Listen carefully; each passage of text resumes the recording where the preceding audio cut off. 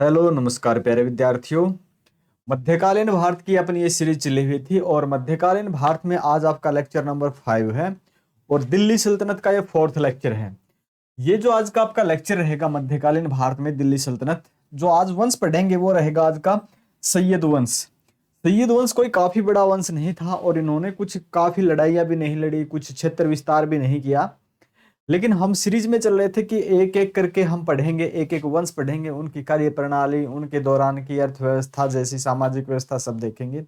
लेकिन यहाँ पे कुछ खास नहीं, आज का जो लेक्चर है वो छोटा है। ऐसा भी नहीं कर सकते कि आप स्किप करके निकल जाएंगे, पढ़ना पड़ेगा क्योंकि कहानी तो सारी की सारी समझ में आनी चाहिए। कुछ कैंडिडेट बोलते हैं कि एनसीईआरटी ने मुगल वगैरह सब कुछ हटा दिए हैं, हटाए हैं लेकिन सब कुछ नहीं हटाया, थोड़ा बहुत हटाया है। ऐसा थोड़ी है कि प्राचीन भारत के बाद सीधे आधुनिक भारत में आ गए।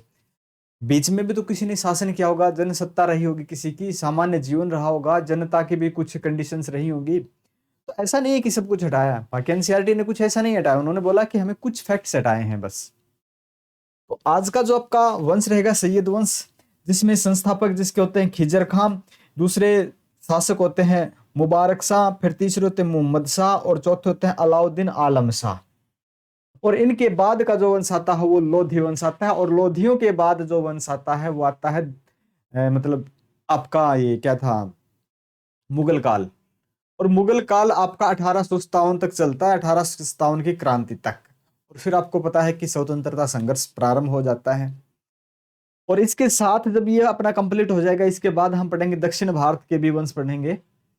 आज के लेक्चर में देखते हैं हम सैयद वंश। सैयद वंश यानी कि आज का लेक्चर काफी छोटा है। सैयद वंश जिसका शासनकाल रहता है 1412 से 1461 तक। कोई खास बड़ा शासन नहीं है, छोटा सा समय है। तो इसके संस्थापक होते हैं खिजर खां। संस्थापक कौन? खिजर खां। सैयद वंश का संस्थापक कौन था? खिजर खां था। खिजर खां ने 1414 में दिल्ली की राजगद्दी पर अपना अधिकार जमा लिया। खिजर खां ने सुल्तान की उपाधि धारण करने के स्थान पर, इसने सुल्तान की उपाधि धारण नहीं की, इसने अपने आप को शासक या राजा नहीं माना। इसने क्या किया था? स्वयं को रैयत ए आला की उपाधि से नवाजा। यानी कि अपनी उपाधि रैयत ए आला, इसने अपनी इस उपाधि से ही संयम रख लिया कि मैं शासक नहीं, कोई राजनेता नहीं हूं, यानी कोई राजा महाराजा नहीं हूं, मैं रैयत ए आला की उपाधि से इसने अपने आप को संतुष्ट कर लिया। वह तैमूर लंग का सेनापति था। दरअसल ये था कौन? तैमूर लंग का। तैमूर ने भारत पे आक्रमण किया था, उसमें उसका ये सेनापति था। भारत से वापस जाते समय तैमूर लंग ने उसे क्या किया? मुल्तान, लाहौर और दीपालपुर का शासक नियुक्त कर दिया। जब तैमूर लंग भारत से लौट गया तो उसने मुल्तान, लाहौर और दीपालपुर का शासक इसे नियुक्त कर दिया। खिजर खां स्वयं को तैमूर लंग के पुत्र शाहरुख का प्रतिनिधि मानता था। उसके पुत्र शाहरुख का प्रतिनिधि मानता था या उसका प्रतिनिधि था, और उसे नियमित रूप से कर भेजता था। भाई वो यहाँ का शासक डायरेक्ट नहीं तो इनडायरेक्ट रूप से तैमूर लंग का वंश है और तैमूर लंग ही यहाँ का शासक है, मैं यहाँ से अपना कर भेज देता हूं। तो ये उसका उत्तराधिकारी या प्रतिनिधि मानता था। खिजर खां ने अपने द्वारा जारी किए गए सिक्कों पर तुगलक सुल्तानों के नाम खुदवाए। इसने अपना कोई नाम नहीं खुदवाया, अपना कुछ नहीं। इसने क्या किया? इनसे पहले का जो वंश था वो तुगलक वंश था, तुगल जो शासक थे उनके नाम खुदवाए। खिजर खां के विषय में फरिश्ता फरिश्ता क्या लिखते हैं? फरिश्ता ने लिखा कि वह एक उदार और न्यायप्रिय शासक था। वह उदार और न्यायप्रिय शासक था। अलाउद्दीन खिलजी की तरह कठोर रणनीतियां नहीं अपनाई थी इन्होंने। 20 मई 1421 में खिजर खां की मृत्यु हो गई। खिजर खां की मृत्यु हो गई। यहां से हमें बस थोड़ा सा पढ़ के चलना है। क्या क्या? कि ये तैमूर लंग का सेनापति था, सैयद वंश का संस्थापक था। जब तैमूर लंग यहां से वापस चले गए तो उस समय मुल्तान, लाहौर और दीपालपुर का शासक नियुक्त किया। यह तैमूर लंग के पुत्र शाहरुख का प्रतिनिधि मानता था और यहां से कर भेजता था। और इसने क्या किया था? कभी अपने आप को शासक या राजा की उपाधि से धारण नहीं किया इसने सिर्फ उसको क्या, अपने आप को क्या माना? रैयत ए आला, रैयत ए आला की उपाधि से नवाजा। और ये इसने जो सिक्के जारी किए थे उन पर तुगल शासकों के सिक्के नाम लिखवाए थे, न कि खुद के। और फिर इनकी मृत्यु हो जाती है। उनके मृत्यु के बाद दूसरे जो आते हैं शासक, उनका नाम होता मुबारक शाह। मुबारक शाह कोई बड़ा वंश नहीं है, ये छोटा ही वंश है, लेकिन आपको थोड़ा सा पढ़ना तो पड़ेगा ना। मुबारक शाह, खिजर खां का उत्तराधिकारी उसका पुत्र मुबारक शाह बना। मुबारक शाह 1421 में शाह की उपाधि धारण कर दिल्ली की गद्दी पर बैठा। किसकी उपाधि धारण कर? शाह की। शाह की उपाधि धारण कर दिल्ली की गद्दी पर बैठा, जैसे हमारे अमित शाह बैठने वाले हैं कुछ टाइम में। तो मुबारक शाह के दरबार में प्रमुख विद्वान था याहिया बिन अहमद सरहिंदी। उसकी रचना तारीख ए मुबारक शाही, तारीख ए मुबारक शाही में सैयद वंश के विषय में विस्तृत जानकारी मिलती है। सैयद वंश के विषय में जानकारी किससे मिलती है?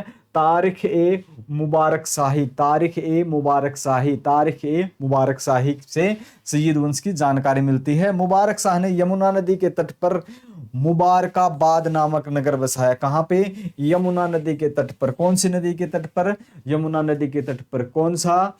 मुबारकाबाद। मुबारकाबाद किसने? मुबारक शाह ने। 13 फरवरी 1434 में मुबारक शाह के वजीर सखर उल मुल्क ने एक षड्यंत्र करके मुबारक शाह की हत्या कर दी। उस वक्त कर दी जब वह अपने नए नगर मुबारकाबाद का निरीक्षण कर रहा था। इसने नया नगर बसाया, कौन सा? मुबारकाबाद। और मुबारकाबाद का जब ये निरीक्षण कर रहा था तो इसके सेनापति ने इसकी षड्यंत्र से हत्या कर दी। और उसके बाद अगला शासक कौन होता है? मुहम्मद शाह। देखो मुहम्मद शाह कई बार नाम आता है। मुहम्मद शाह एक रंगीला भी होता है मुहम्मद शाह, आगे वो भी पढ़ेंगे, पर ये अलग मुहम्मद शाह है। ये मुहम्मद शाह, इसका शासनकाल रहता है 1434 से 1445 तक। मुबारक शाह का उत्तराधिकारी बना कौन? मुहम्मद शाह। उसका भतीजा मोहम्मद बिन फरीद खां, इसका भतीजा मोहम्मद बिन फरीद खां मुहम्मद शाह के नाम से शासक बना था। मोहम्मद शाह ने मुल्तान के सूबेदार बहलोल को खाने खाना की उपाधि से नवाजा या प्रदान की। बहलोल लोधी का नाम सुना होगा ना आगे चल के, बहलोल लोधी। तो बहलोल को खाना की उपाधि प्रदान की। 1445 में मोहम्मद शाह की मृत्यु हो जाती है। इन्होंने कुछ खास शासन नहीं किया, कुछ खास नया निर्माण भी नहीं किया। जितना चला हुआ था पैतृक संपत्ति जो मिलती है उससे चलते गए और इन्होंने कुछ खास नहीं किया था। छोटे छोटे शासक हैं। इनके मृत्यु के बाद आते हैं अलाउद्दीन आलम शाह। अलाउद्दीन आलम शाह ये कौन से? तीसरे नंबर के थे और ये चौथे नंबर के हैं अलाउद्दीन आलम शाह। अलाउद्दीन आलम शाह। तो ये लास्ट है मोहम्मद शाह का पुत्र अलाउद्दीन आलम शाह। 1445 में उसका उत्तराधिकारी बनता है और यह सैयद वंश का अंतिम शासक है। कुछ खास नहीं है इस वंश में, लेकिन मैंने बताया था कि सीरीज से पढ़ना है सभी के सभी वंश के बारे में थोड़ा बहुत जानना, किसी के बारे में ज्यादा पढ़ना जहां से ज्यादा क्वेश्चन आते हैं, जैसे कि अलाउद्दीन खिलजी वाले टॉपिक से आते हैं तो वहां से ज्यादा उनकी मूल्य नियंत्रण प्रणाली थी, बाजार व्यवस्था थी, तो उसको बड़े गहराई से पढ़ना था। और यहाँ कुछ ज्यादा नहीं आते, लेकिन आपको ये भी तो नहीं है कि बीच में छोड़ के चलेंगे, तो सब कुछ थोड़ा थोड़ा तो पढ़ना ही है। उसने आलम शाह की उपाधि, अलाउद्दीन ने आलम शाह की उपाधि धारण की और सत्ता संभाली। अलाउद्दीन आलम शाह की अपने वजीर हमीद खां से नहीं बनती थी। इसका जो वजीर था हमीद खां, हमीद खां से इसकी बनती नहीं थी। हमीद खां के घातक षड्यंत्रों की भनक पाकर आलम शाह दिल्ली छोड़कर बदायूं भाग गया। इसको पता था कि तुम्हारा वजीर है वो तुम्हारी हत्या कर देगा, और ये बदायूं भागकर वहां पे शरण ले ली, यानी कि राजा ही भाग गया, राजा यहां से भाग गया। बहलोल लोधी ने 1451 में आलम शाह के वजीर हमीद खां का कत्ल कर दिया। अब हमीद खां से डरता है शासक, शासक पहले ही भाग गया, अब बहलोल है यहाँ पे है, बहलोल ने इसका कत्ल कर दिया और खुद राजा बन गया और लोधी वंश की स्थापना कर दी। इसका कत्ल कर दिया और सत्ता हथिया ली। 1476 में अलाउद्दीन आलम शाह की बदायूं में शरणागत की स्थिति में ही मृत्यु हो गई। ये वहीं आलम शाह वहीं शरण में थे, यही यानी कि वहां जाके शरण ली और इसी दौरान उसी की वहीं पे ही मृत्यु हो गई है, कभी वापस ही नहीं आए। और पीछे से बहलोल ने लोधी वंश की स्थापना कर दी, एक नए वंश की स्थापना कर दी। तो इसके आगे का जो वंश रहेगा लोधी वंश। इससे पहले छोटा सा और भी देख लेते हैं। सैयद वंश का शासन लगभग 37 साल तक ही रहा। सैयद वंश के शासकों में एक ही योग्य शासक था जिसका नाम था खिजर खां। यही एक योग्य शासक था जो इसका संस्थापक था, बाकी कोई भी योग्य नहीं था। इस वंश के अन्य सभी शासक अयोग्य ही सिद्ध हुए। सैयद वंश का मूल्यांकन देखते हैं थोड़ा सा। सैयद वंश के शासकों ने कुल 37 वर्षों तक दिल्ली सल्तनत पर शासन किया, लेकिन इस दौरान सैयद शासकों ने अपने पूर्ववर्ती खिलजियों की तरह न तो क्षेत्र विस्तार किया और न ही धन प्राप्त किया। जब खिलजियों ने यानी कि अलाउद्दीन खिलजी ने दक्षिण भारत तक जीत लिया था, इन्होंने कोई क्षेत्र विजित नहीं किया, क्योंकि मोहम्मद बिन तुगलक के शासनकाल में छोटे छोटे क्षेत्र थे वो आजाद हो गए थे। इन्होंने किसी नए क्षेत्र को विजित करने की कोशिश नहीं की और न ही कुछ धन अर्जित करने की कोशिश की। जितना मिला हुआ था उसी से संतुष्टि करते रहे। सैयद वंश के काल में दिल्ली सल्तनत का क्षेत्र और भी छोटा हो गया। इस प्रकार सैयद वंश की ऐसी कोई उपलब्धि नहीं रही जिससे इन्हें इतिहास में आदर एवं सम्मान मिले। तो ये एक छोटा सा वंश था, इसमें कुछ खास नहीं है। मैंने बताया था बिल्कुल छोटा लेक्चर आज का, लेकिन मैंने ये भी बोला था कि हम बिल्कुल सीरीज से पढ़ रहे हैं तो सारे के सारे आपके कंसेप्ट एक बार क्लियर होने ही चाहिए। तो ये आज का आपका लेक्चर था कंप्लीट। इसके आगे जो हम पढ़ेंगे ये आज का अपना,